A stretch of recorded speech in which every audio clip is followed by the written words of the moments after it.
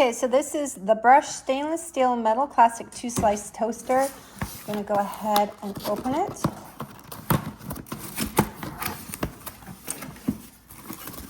Comes with the instruction manual, and it's all packaged in styrofoam and plastic.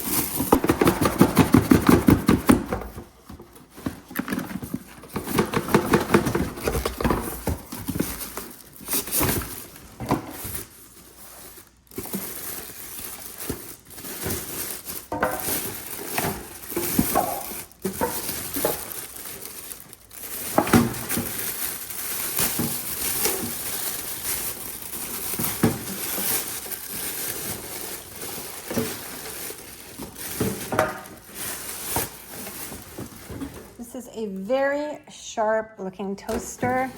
I love the brushed steel.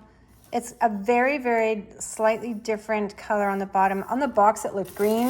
I was a little bit worried about it being super green, but it's not. It's just a very, very hint of green in it, which actually goes with the gold in my countertops. So this is what it looks like. I'll show you the end.